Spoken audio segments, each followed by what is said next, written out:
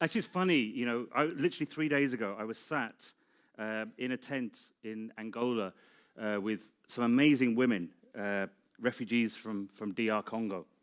And I spent a week with them, and it was a good reminder of what I want to talk about today, which is the power of storytelling. Because that tradition that I think I follow, I may be a photographer, but I think I follow that same tradition that's been going around for tens, hundreds of thousands of years, that innate need in us to tell stories. And I realize more and more that my learning comes from trips like this, where I sit with people of a tribe who tell stories. And interestingly, they tell the same story again and again and again. And through that, they have familiarity. But every time I go and I share a story and you kind of get stories back, you trade stories. And it reminds me of the magic, the mojo that's in stories. I believe they have a power to change the world, a power to create change, to create empathy, understanding. And it's that I want to talk about today. I also can't remember what the slides were exactly in the order, so we'll work it out together. Okay, it starts with a blank one. That I can deal with. So my story, this story, it's going to begin in Afghanistan. It's a beautiful, beautiful sky, blue sky. I can hear birds singing in the trees. It's a spring morning. And if anyone's been to Afghanistan, those mornings up in the mountains are the clearest days you can possibly imagine. And I'm lying there, I'm lying on my back. I just stepped on a landmine. I knew both my legs had gone and my arm had gone, and I thought I was going to die. But I remember thinking, what a beautiful, peaceful place to be. And I remember so clearly lying and looking at this tree and the sky and hearing those birds singing and thinking if that was going to be the last thing I have experienced, what an amazing thing for it to be. And then suddenly I remember saying, oh, fuck it, I'm not dying today. And I remember doing a check. I knew my legs had gone. I knew this arm was pretty much mangled. But I remember thinking to myself, I can still see, and I can still use this hand. Therefore, I can still take photographs. And I remember thinking that there and then and thinking, well, this will be okay. I can work this out. The rest of it is details. And interestingly, 3 days later, I was flown back to Birmingham, to hospital there, where I spent the next year. But when I arrived, my family had been told he's not going to make it through the night. He's so severely injured, his lungs are damaged, his kidneys have stopped working. He'd be lucky if he lasts 24 hours. And they wheeled me by, and they'd kind of given me a lot of sedatives to get me on the journey. So I was unconscious. And my sister said, he's trying to say something. They said, no, he's sedated. And she went, you don't know my brother. He's trying to say something. So my poor sister, what she thought would be my last words, they pull me over, they take off the oxygen mask, and I whisper to her, I am still a photographer. And they put the oxygen back on, and I went back into the operating theater. But I believe that is what helped me survive. Now, what's interesting, I was lying in hospital probably 2-3 days after I got injured. Some of the protests in Deraa in Syria turned violent. Assad's forces started attacking the protesters. And as I spent weeks and weeks in hospital and months recovering, I remember watching on the news as what was happening in Syria grew more violent and more bloody. I had friends working there who were calling me up, and they were saying, Giles, this is like anything we've seen before. This is on a different scale. And so even when I was being told, you'll never walk again, you'll never work again, I was thinking, I have to go and tell this story, because this is going to be the most important humanitarian story of my career, and I have to find a way to tell it. And I kept thinking, who else could tell stories better of civilians injured in the conflict than me? There were more amputees, more people losing limbs than in any other conflict in recent history because of the urban fighting. And I knew I had to find a way to get back and tell these stories. As I say, I spent about a year in hospital. At the end of a year, I'd done 37 operations. I began my rehab. And finally, in 2014, I was able to... It's right, 2014.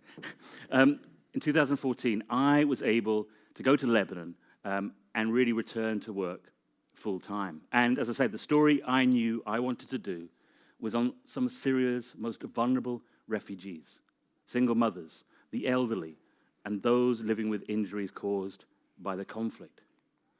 People like Khulud.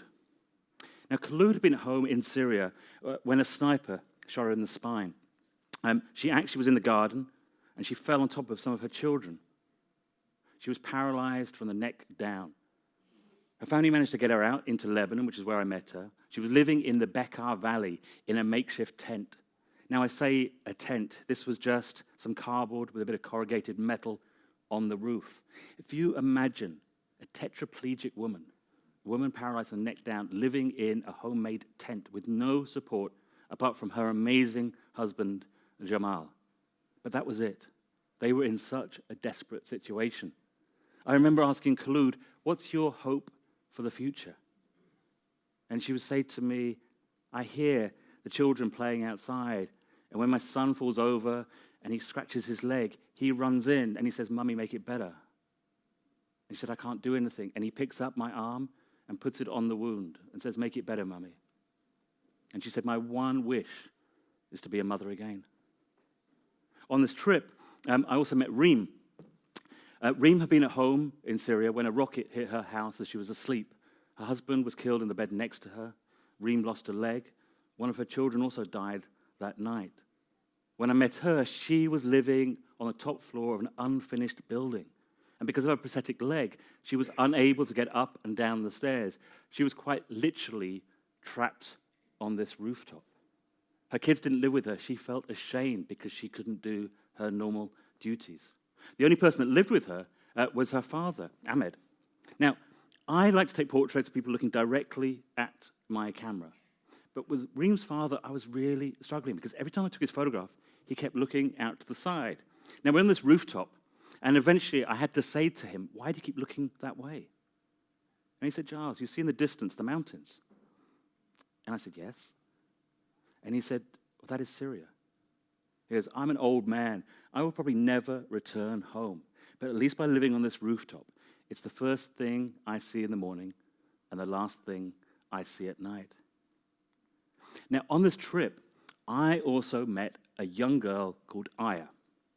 Now, I don't like to portray people as victims of circumstance, but I don't like to portray them as victims in my images. But with Aya, I was really struggling. At the time, she was 4 years old. She had spina bifida, meaning she's paralyzed from the waist down. She was living in this dirty, wet, damp tent. She was struggling to even sit up on her own. And I thought, if I take a photograph, she's just going to look like a victim. So I said, "I'm not going to take a photograph today, but can I just spend the day with the family?" Well, it turned out not for the first time in my life that I was completely and utterly wrong. Aya is the feistiest 4-year-old I have ever met in my life. She didn't just run her family, she ran the refugee camp. Her sister would come in and she'd be like, "Hey, donkey, pick me up." So her sister would pick her up, say, "Donkey, take me to the shop." They'd go walk into the shop. On her way, she'd be pointing, "Donkey, can you get me that? Donkey, do this." Everybody in the camp did what Aya told them. So eventually, after a week of visiting, I was able to capture the true spirit of this amazing young girl. This is her playing hopscotch with her sister. She's, of course, going, "Donkey, do this, donkey, do that." Like I say, I don't like to portray people as victims because I rarely see them that way. What I see is the resilience and the strength of the people that I document. And for me, that's what I try and reflect in my images. So that was in 2014. In 2015, near the end of the year, I was contacted by the UNHCR. They asked me to document the refugee crisis across the Middle East and Europe over a year. They gave me the greatest brief, the greatest commission ever given to a photographer. It was one sentence. It said simply, "Giles, follow your heart." I went to Lesbos and documented the scenes that sadly we're all too familiar with. I did the journey through Germany, I was in Iraq, I was in Jordan. But I knew if I was really going to fulfill my brief and to follow my heart, that I would have to find a way to go back to Lebanon and find the families that I'd met there 2 years before. So in 2016, halfway through this project, that's what I did. I went back to Lebanon and I tracked down some of the families that I'd met there before, people like Ahmed. Now, I think it's very nice to take photographs back with you. It's a nice token to say, this is how I represented you. It's the best critics you can get if they like it or don't like it. But let me tell you something, right? For a guy with no legs and one arm, taking a photographic print halfway around the world is a pain in the ass. So I get there, I give him the photograph, Ahmed looks at it, then looks at me and says, Giles, you made me look really old in this. And I was like, there's gratitude for you. Reem was still living on the rooftop, but she got used to her prosthetic leg by now. Her daughter, Sarah, was living with her, that's there. And other members of the family were there on the rooftop as well. And in many ways, life had returned to some kind of normalcy. But of course, there is no normalcy for refugee families. I asked Sarah, Reem's daughter, like you would with any kid, what's your favorite subject at school? Tell me about your friends, what you like to play. And she looked at me and she said, well, I don't go to school and I have no friends. Like many refugees, she is isolated from education and from children of her own age. She lives on that rooftop, isolated from any companionship. Of course, on this trip, I had to go back and find Aya and her family. They were doing okay. They'd moved away from a tent into these unfinished buildings. This is Aya being pushed by her brother. She's, of course, screaming, faster, donkey, faster.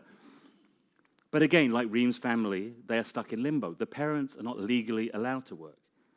The kids can't go to school. And if Aya is sick, they can't even take her to the local hospital. Now, I said I managed to track down a lot of the families that I'd met 2 years before. But obviously, I hadn't been able to keep in contact with everybody. On the last day I was there on this particular trip, I got a phone call, and it was from Jamal, Khulud's husband. Khulud, the woman who'd been shot by a sniper and left paralyzed. He rang me up and said, Giles, we're here back in Lebanon. We'd love to see you. I was like, great, of course. I can come and see you in the morning. Where are you? And I remember his words so clearly, as if he's saying them right now. And he just said, we're in the same place. And I felt like I'd been punched in the stomach. I repeated the question. I said, where are you? And he said, we're in the same tent where you last saw us. And the reason I hadn't even found them there is because I was so sure of all the people that I photographed 2 years before, their situation would have changed. They were in the most desperate need of probably anybody I've met as a photographer. And I thought, how can they possibly be in the same place? And worse than that, I thought I had told their story. I'd taken a photograph. I'd done something, and yet nothing had changed. And I remember thinking, well, what's the point? What's the point in taking a photograph? And I remember thinking I'd failed them. In fact, the next morning, I went to see them in that same tent. And when I walked in, I burst into tears, and I looked at Khulud, and I said, I failed you. Now, they're an amazing family, and they hugged me, and they said, of course not. But in my heart, I questioned the whole point of everything. Why tell stories if there's no change? Why do the work I do if it doesn't impact the lives of those whose stories I tell? But I thought there's only one thing I can do, and that's just do more photographs and do them better. So over the coming days, I spent all my time with the family. Now, they live in this tiny, tiny little room. There's one little window about the size of this. And if you imagine, for Khulud, she has not left that bed in 3 years. She's not seen the outside. She doesn't even get daylight. She just stares at the same ceiling. But this is a home that is full of love and laughter. It's one of the nicest places you can possibly be. Jamal cooks the food. Khulud always moans about the food. Jamal always looks at me and he says, I don't think she loves me as much as I love her. It's an incredible house to be in. The kids do the homework on the bed and they're all doing really well at school. It's an amazing home. But on the last day, I had a problem. I told you earlier that I like to take photographs back with me. And in my bag, I had the photograph I had taken 2 years before of Khulud and Jamal. And sitting there, looking at them, I realized that it was almost identical. And I thought, how can I give them that picture? Isn't it going to upset them? Won't it remind them that nothing has changed? I thought about it, and I thought, no, I have to give them the photograph. So on the last day, I handed them the photograph that I'd taken 2 years before. But before I gave it to them, I looked at Khulud and I said, when I took this photograph, I did not take a photograph of a refugee. I did not take a photograph of a disabled woman. What I did was take a photograph of a couple who are so in love with each other. And this is a photograph of that love. And that's the moment I realized that I'm not a war photographer. I document love. Love between parents, love between a grandmother and a grandchild, siblings. That's what makes war so destructive and so terrible, is that it destroys that love. And it's that I document. Now, I said I believe in the power of a story. A few weeks after taking that photograph, I was in San Francisco. I was giving a talk very much like this, and I decided to talk just about Khulud. It was a short talk, but I talked about their love, and that resonated with people. And somebody came up to me and they said, do you mind if I share this story? I said, no, of course, that's the whole point of the story, share it. And they did, and they put it online, and people started donating money. And in the space of just 2 weeks, $250,000 was donated. Why? Because of the power of their story. That's all it was. We shared their story. So early this year, I was able to rehouse the family. They now live in a new house in Lebanon. This is them the day they moved in. And in some small way, I was able to grant that wish and help her to be a mother again. And that is the power of a story. It can create change, and each change helps to create change for the world. Thank you.